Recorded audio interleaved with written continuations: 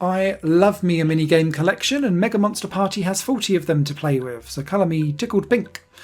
And it is very much like a junior Halloween version of Mario Party, with a classic multiplayer board game element to the game too.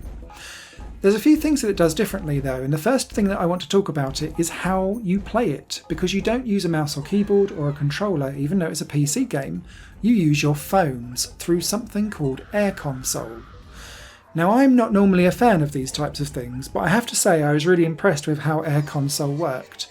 You went to its website, you typed in a room code very similar to Jackbox games, and it then loaded up, similar to PlayLink titles on PlayStation, like an app on your web browser. Now, you could actually download the app too, but we found we didn't need to.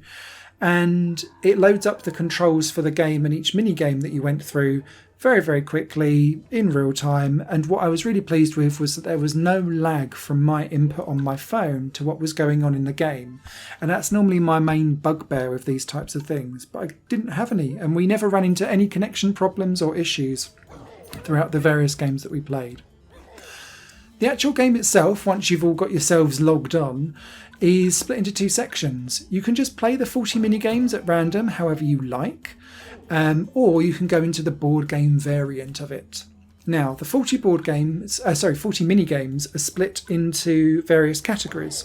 You've got free-for-all ones that are like races where you need to jump over obstacles, shoot at people, try and make your way across rickety bridges, all of those kind of things. Very simple, very easy to deal with. Quite a lot of luck-based things though as well. So it'll be things like choose the platform where the pumpkin won't explode, where it's no skill whatsoever, and there's quite a lot of those, which is great for a younger audience because they can all feel like they're in with a chance of winning. Less exciting for the adults among us who still love a minigame collection because it's not about skill, it's pure luck. However, what I really liked about Mega Monster Party is that quite a lot of the games are 2 versus 2 or 3 versus 1.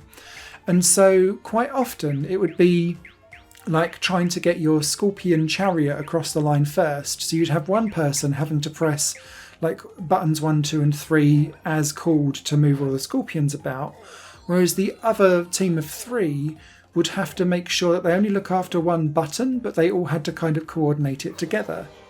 Then there'd be other ones where it would be things like 3 people rolling boulders down a hill to stop one person crossing a bridge with a pot plant thing. And so the timing of it is crucial. Or there would be one where you're in the middle of a swamp, and then you create waves that can knock the other 3 off, but the other 3 can keep jumping over the waves and try to survive. So there's a lot of fun to be had with those types of games, and it's really where Mega Monster Party is at its best, is in those versus games, because it brings out a competitive nature, and there's more skill involved in those rather than it being purely luck based.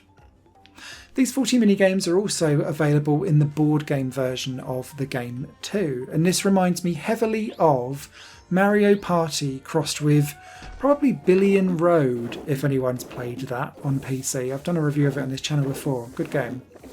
A bit like Monopoly clashed with Fortune Street, if that makes sense.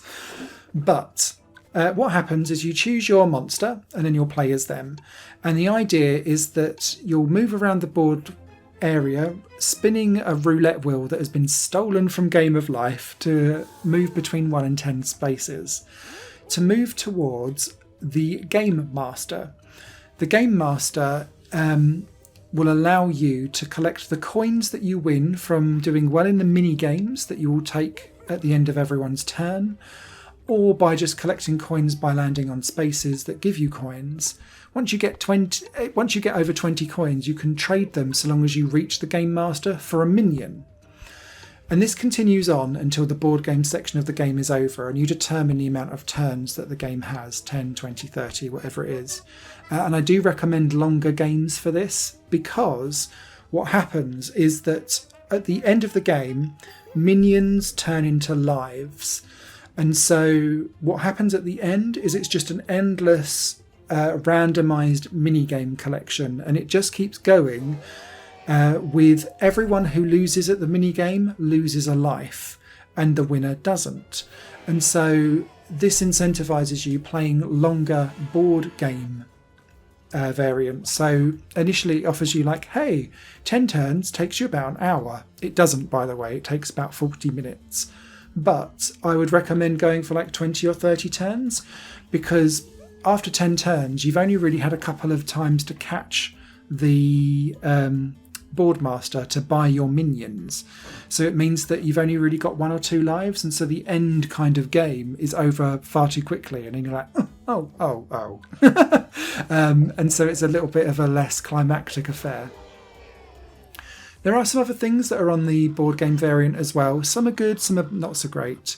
The good things is that there's shop spaces that you can land on, which allow you to buy power-ups that let you swap spaces on the board with other people, steal their coins, potentially steal their minions, or like double your next move, or make everyone walk backwards was quite good as well.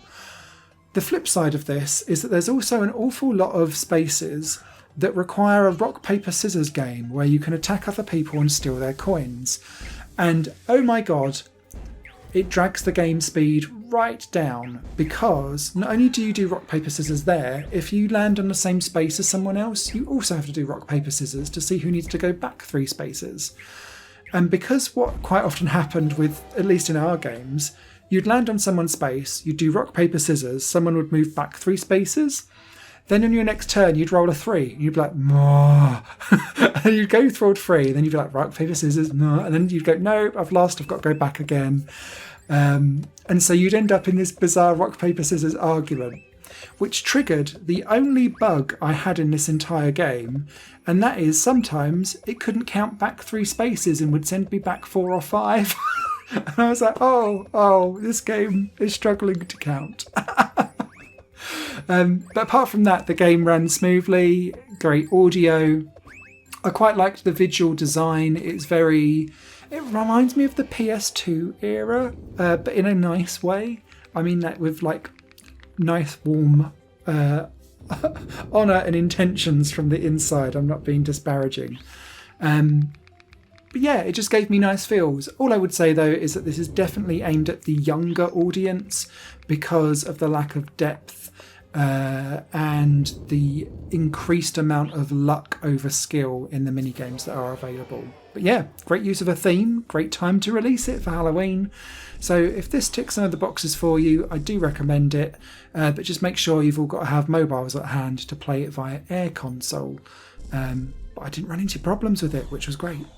Written review over on highplayinggames.com. If you found this informative, please do leave us a comment or a like below to help me out with the YouTube gods. I'll catch you later. Bye. Higher Plane Games is part of the Higher Plane Network, a completely independent media outlet supported by people like you. The goal is to create the best possible content that cultivates a richer indie scene for games as well as music and entertainment. To find out more and to get involved, visit patreon.com/Higher Plane Network. Your support makes all the difference, and in return you'll gain access to bonus content and downloads. Thank you for watching.